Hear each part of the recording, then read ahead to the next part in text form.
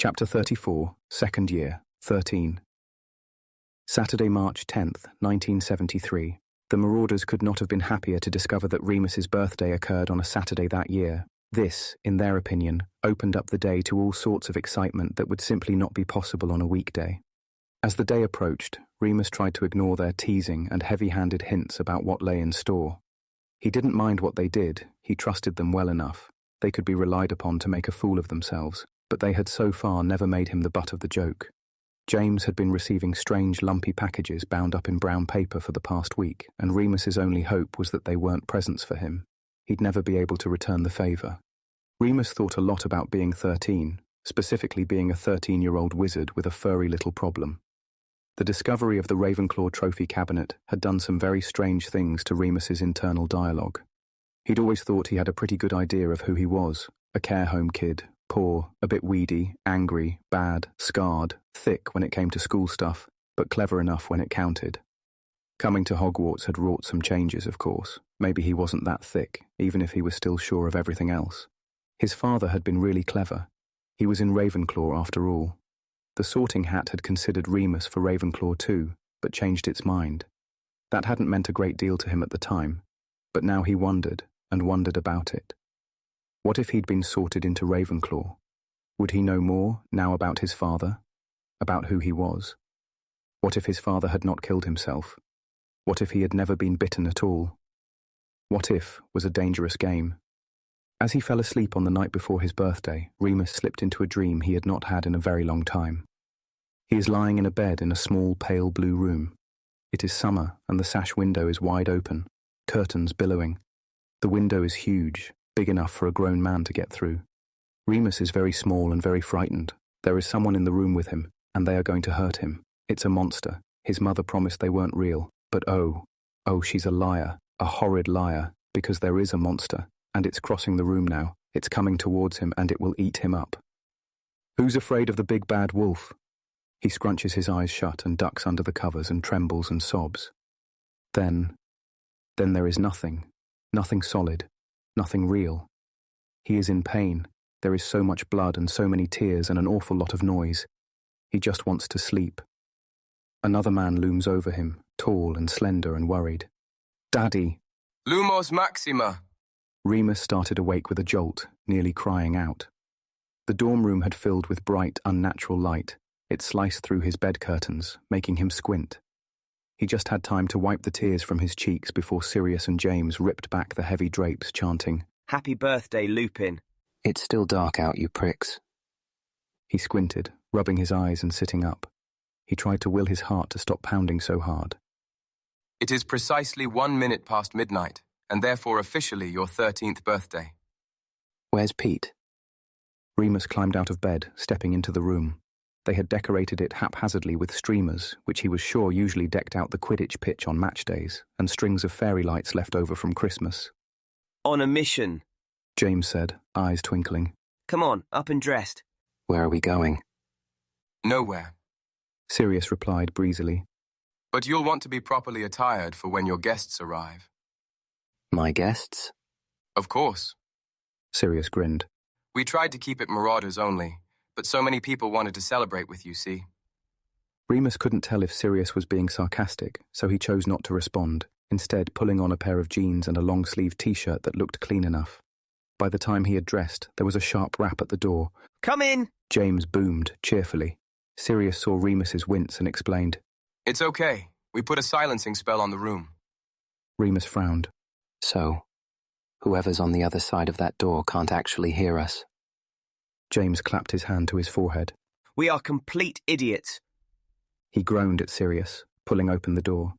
Peter stood outside, looking very pleased and very pink, surrounded by Lily, Marlene, and Mary. Remus gaped as they entered the room, all smiling widely and clearly thrilled that they had surprised him. They were all clutching cards and small packages too. "I didn't think girls were allowed in here."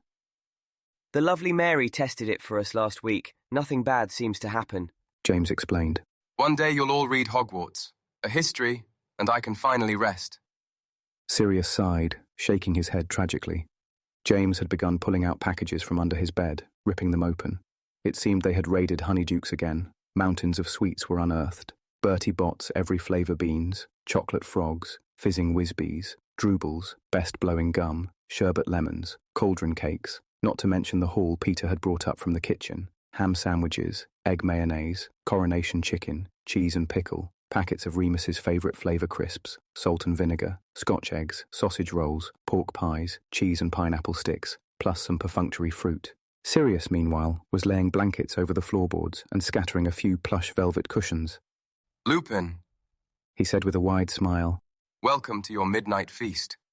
Happy birthday, Remus. The girls chanted, as one.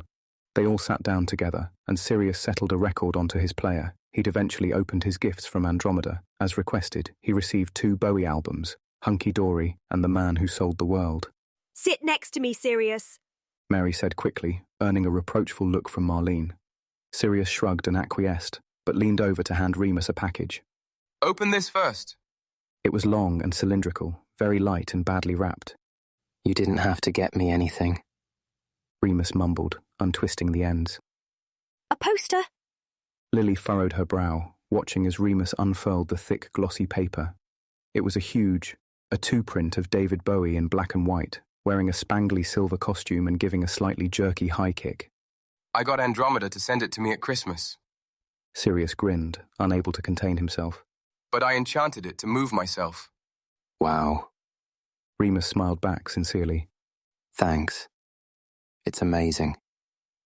The girls had all got him packets of sweets and cakes, and Lily gave him a book on potions. He looked at her skeptically, and she grinned. Can't keep giving Severus a reason to lord it over you. Please do not mention Snivelus on this most sacred occasion, James said with mock horror. Lily rolled her eyes and returned to her jam tart, conspicuously ignoring him. James seemed hardly to notice, just cleared his throat and looked at Remus, his dark eyes full of wickedness. My present is coming later, once we've all stuffed ourselves to bursting. Oh, Merlin Potter! Marlene giggled. What have you got planned? He would not tell. Remus had to admit that he was enjoying himself. He had hoped that James and Sirius would respect his wishes and keep the celebrations to Marauders only, but inviting the girls wasn't too bad. He knew them all quite well now, and actually quite enjoyed their company. Starting to see why Remus has been abandoning us for you lot. James said at about 1:30, wiping tears of laughter from the corners of his eyes. Yeah, you're not bad for girls. Sirius winked at Mary, who scoffed and gave him a playful shove. Yeah, it's got nothing to do with me wanting to get my homework done. Remus replied dryly, wondering if he could manage another chocolate frog. Oh, how times have changed. Sirius said haughtily. You'll all be laughing on the other sides of your faces when Remus beats you all in our exams. Lily quipped. Pah! James got up, stretching elaborately as if about to perform some great feat. Exams. We Marauders have higher concerns, my dear Mr. Black, Mr. Pettigrew. He made a sweeping gesture towards the dorm window. Shall we? By George! Sirius stood abruptly. Is it time? James closed his eyes solemnly and nodded. Indeed it is. Then make haste, Peter cried, standing up too. The girls shot nervous glances at each other, and then Remus, who could only shrug to show them he had no idea. Sirius, Peter and James went to the window, flinging it open. They were fidgeting from excitement, lack of sleep and too much sugar, and kept snickering like naughty children. Come on. Peter beckoned the others, hurriedly. You'll want to see. James had produced a collection of bright red objects which looked like a cross between space rockets and stick of dynamite. His arms were full, and so were Sirius's. Are those Marlene scrunched up her nose. not Dr. Filibusters? James just gave a maniacal smile. Oh no, Lily said. we're not supposed to. You'll wake up the whole castle. Get lost if you don't like it, Evans. Sirius snapped, handing a few rockets to Peter. You promised not to spoil anything. Remus, Lily turned to him. tell them. They'll listen to you. No, they won't. Remus replied. Anyway, I want to see. I've never seen wizard fireworks. You're in for a treat. Sirius winked. How many do you need? Mary stared, sounding impressed. 13, obviously. You're all going to get in so much trouble. Oh, stop being such a goody-goody, Lil. Marlene threw her arm around the redhead. We won't let any of you girls get in trouble. James said sincerely, his glasses slipping down his nose as he struggled to keep control of his cargo. Don't worry. I'm not worried. Lily folded her arms defiantly. I just think you're all being... Oops.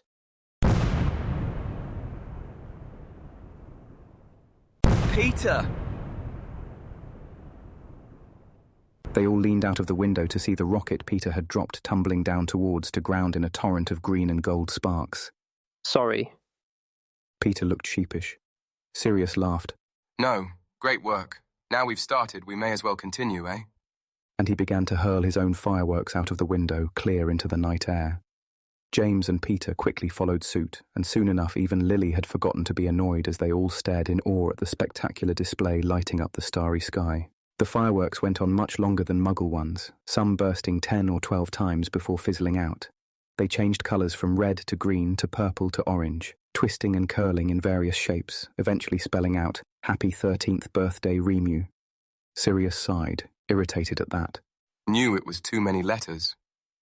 As well as the dazzling light display, the fireworks were satisfactorily noisy, so much so that Remus could already hear the other Gryffindors in the tower opening their windows to see whether the castle was under attack. He was sure he heard whoever was in the room above theirs mutter, "Them bloody Marauders are at it again."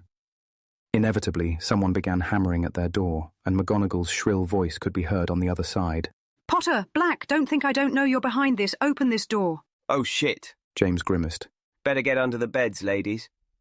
Once they had all been thoroughly reprimanded, promised 2 months of detention and letters home to all of their parents, McGonagall, who was a sight to behold in her red tartan nightie, left them, and Marlene, Lily and Mary reluctantly returned to their own dormitory. It was 2 o'clock in the morning by then, and the boys decided it was finally time for bed. Happy birthday, Remus. Peter called out, followed by a loud yawn. Remus smiled to himself in the dark, his cheeks almost aching. Yeah. Sirius yawned back. Happy birthday, Remus.